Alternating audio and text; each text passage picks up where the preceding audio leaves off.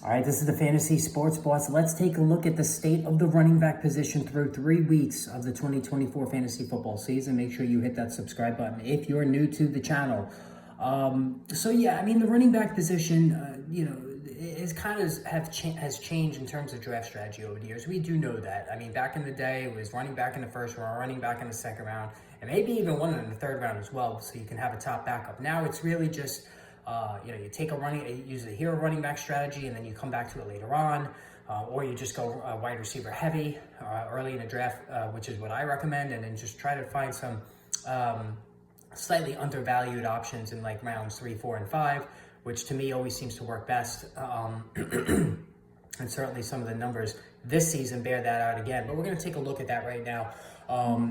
And go through the top 12 and how everybody's doing. So again, getting back to my strategy every year of taking receivers early and then looking for value in the 3rd, 4th, 5th, and 6th round, that was the way to go last year. There was so many good values last year in those rounds, such as James Conner and Rashad White and David Montgomery and James Cook. Like all of those guys were in that 3, 4, 5, 6 round range when I took wide receivers in the first 2 rounds.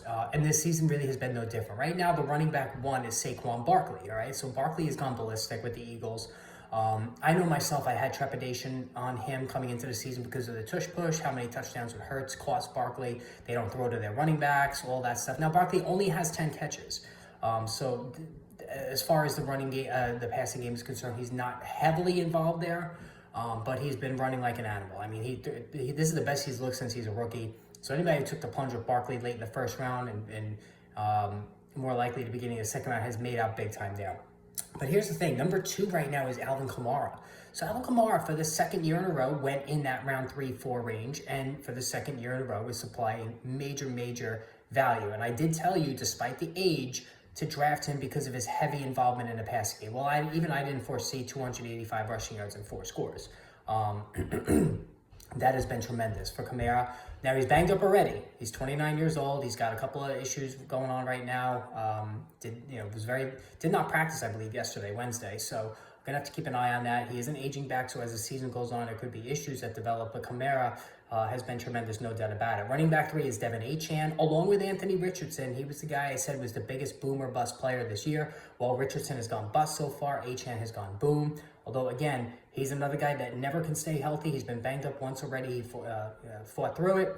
Now with Tua Tagovailoa out for who knows how long, they're going to continue to stack the box. It's not, Achane did not have, a huge day in week 3, only 8 fantasy points, so that's a concern going forward.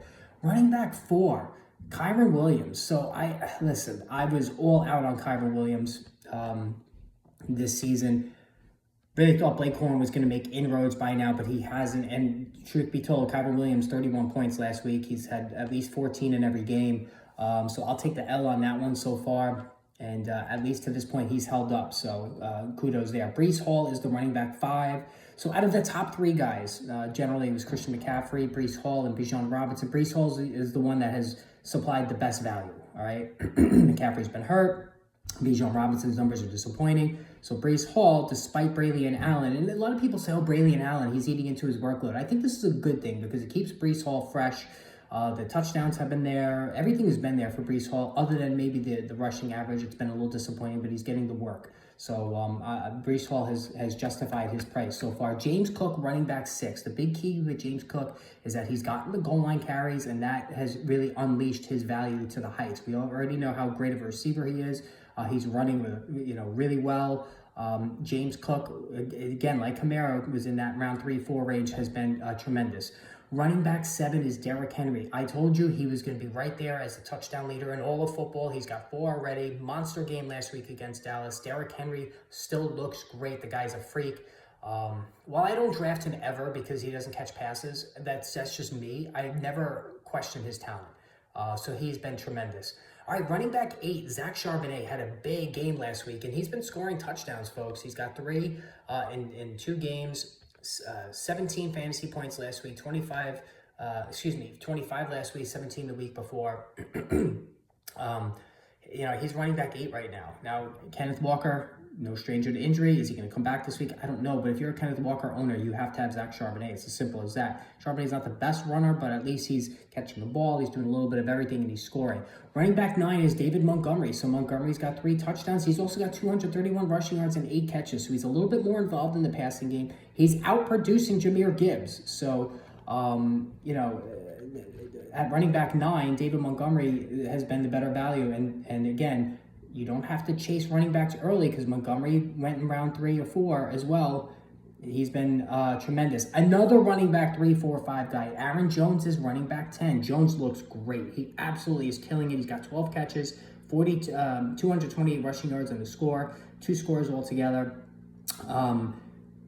I love Aaron Jones. I have him I literally think I've had him every year of his entire career. And, I'm knock on wood every time he carries the ball, but he's been really good. And again, further proof, you don't need to reach for running backs. Jonathan Taylor is running back 11.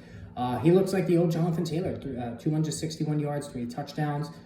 Tremendous start to the season, and they're going to lean on him more and more as Anthony Richardson struggles. And running back 12 is J.K. Dobbins. We all know the story here, coming back from the multiple injuries, torn ACL, torn Achilles. He's got 310 rushing yards and 2 scores. He's catching the ball out of the backfield. He's playing on 3rd down.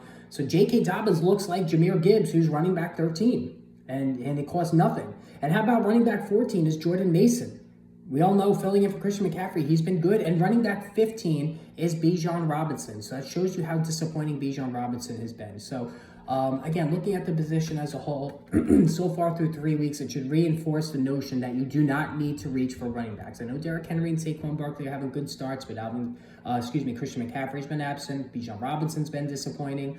Jahmyr Gibbs has been slightly disappointing.